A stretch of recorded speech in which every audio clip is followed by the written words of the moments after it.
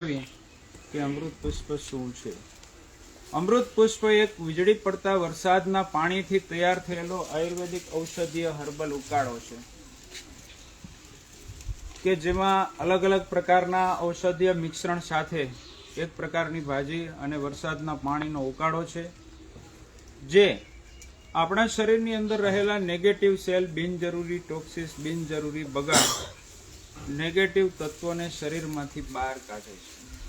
સીધું અને સરળ વિજ્ઞાન અને સીધી અને સરળ રીત આ છે કે દરેક તકલીફોમાં અમૃત પુષ્પ કામ કરે છે. એનું કારણ એક જ કે પગના નખથી લઈને માથાના વાળ સુધી શરીરની નાનામાં નાની વાળ જેવી નસોમાંથી નેગેટિવ તત્વોને શરીરમાંથી બહાર કાઢી નાખે એટલે શરીરની દરેક નસનાળીઓ ચોખ્ખી થાય અને શરીરની દરેક નસનાળીઓ ચોખ્ખી થઈ જશે તો દરેક બીમારીઓ દૂર થશે. ઈ સ્ટેન્ડ ઉપર જ અમૃત પુષ્પના રિસર્ચમેને ફોકસ કર્યું છે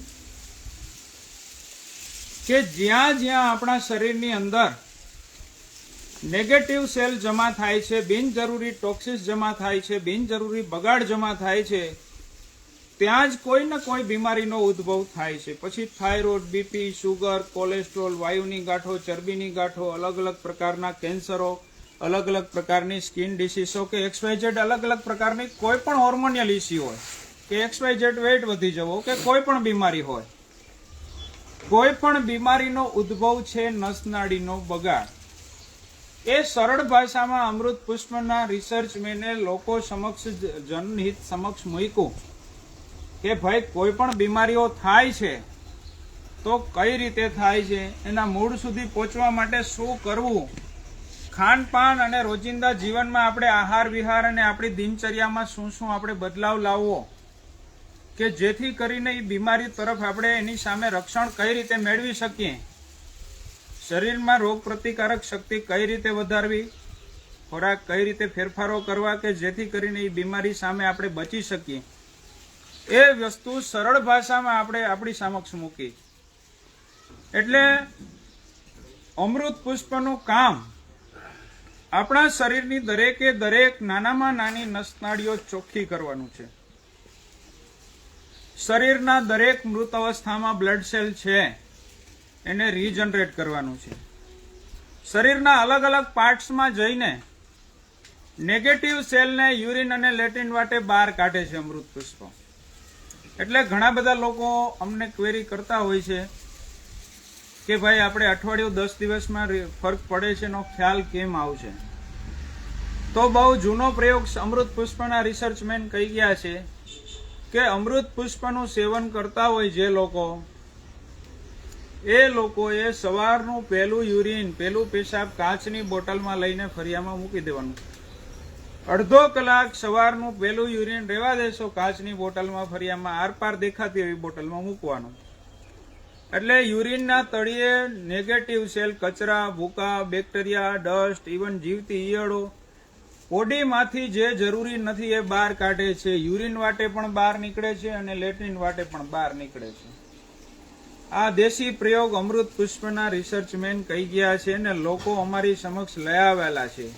જીવતી ઈયળો પણ લઈ આવે છે, શરીરમાંથી પથ્થરીઓ નીકળે તો પણ લઈ આવે છે, બિનજરૂરી બેક્ટેરિયાઓ પણ નીકળે છે, લઈ આવે છે.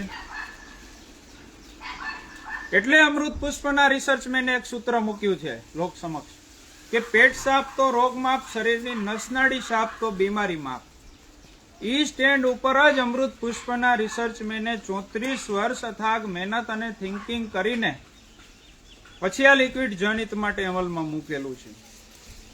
દિવસ ને રાતનો અભ્યાસ કર્યો, અલગ અલગ પ્રકારના અલગ અલગ કન્ટેનો અમૃત પુષ્પની અંદર જે મૂકવામાં આવેલા છે કન્ટેનો, એ શરીરના કયા પાર્ટ્સમાં જઈને શું ઇફેક્ટિવિટી કરશે,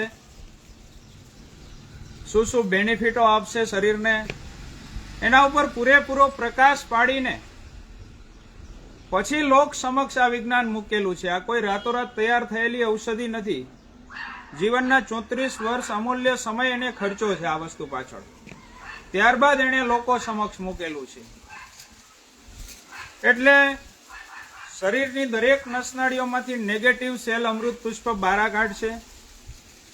અને મેં તમને કીધો એ પ્રયોગ આપણે રોજિંદી રીતે આપણે જોશું તો આપણે ખ્યાલ ચોક્કસપણે આવશે. બાકી આપણે કોઈ પણ બીમારી હોય તો એના લક્ષણો બહાર આવશે એટલે આપણે ડોક્ટર પાસે જશું એટલે રિપોર્ટ કરાવશું. ડોક્ટર લખી દેશે કે ભાઈ આ લેબોરેટરીમાં રિપોર્ટ કરાવ્યો કે ભાઈ 15 mm ની પથરી છે, કે ભાઈ તમારી 2 નળી બ્લોકેજ છે. એટલે તમે રિપોર્ટ કરાવશો. રિપોર્ટના આધારે તમને ડોક્ટર કહેશે કે ભાઈ તમારી એક નળી 70% બ્લોક છે ને એક 40% છે, કે ભાઈ તમારે પથરી એટલી છે, કે ભાઈ એટલા mm ની છે. પણ અમૃત પુષ્પના રિસર્ચમેને સીધી વાત કરી કે આ તમારી ઘરે લેબોરેટરી, દેશી લેબોરેટરી તમારી સામે તમે જોઈ શકો છો પારદર્શકતાથી કે તમને ફાયદો કેટલો થાય છે. એટલે કોઈ પણ બીમારીઓને અંતર્ગત અમે લગભગ 3-4 મહિનાનો કોર્સ થાય મિનિમમ ત્યારે જ રિપોર્ટ કરાવવાનો આગ્રહ રાખીએ છીએ કે ભાઈ સોનોગ્રાફી છે, સીટી સ્કેન છે, કે કોઈ પણ XYZ ઇકો કે કોઈ પણ રિપોર્ટ હોય છે તો આપણે સમયના મર્યાદામાં રાખીને કે 3-4 બોટલનો કોર્સ થાય પછી જ આપણે કરાવીએ છીએ લોકોને, કે જેથી કરીને લોકોને બિનજરૂરી ખર્ચ ન થાય અને આ દેશી સરળ પ્રયોગથી અને પરેજી સાથે કોર્સ કરે તો લોકોને પૂરેપૂરો બેનિફિટ મળે અને 3 મંથના કોર્સ પછી એને ખ્યાલ આવે કે ભાઈ આપણે કેટલું રિઝલ્ટ મળ્યું છે. બરાબર છે.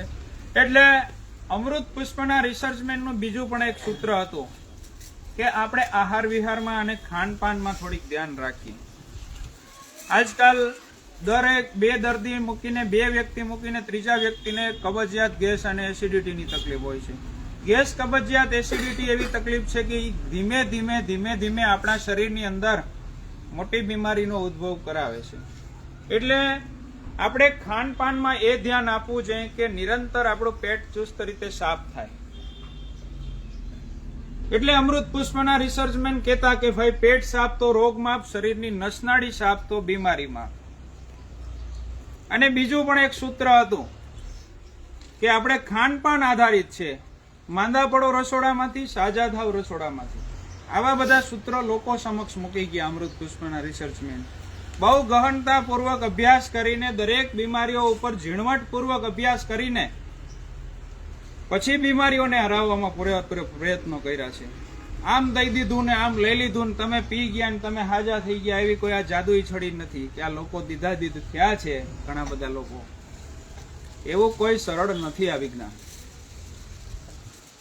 બહુ ગહનતાપૂર્વક અભ્યાસ કરીને પછી આ લોકો સમક્ષ મૂકેલી ઔષધિ છે. એટલે ખાસ ધ્યાને આપણે દોરવાનું છે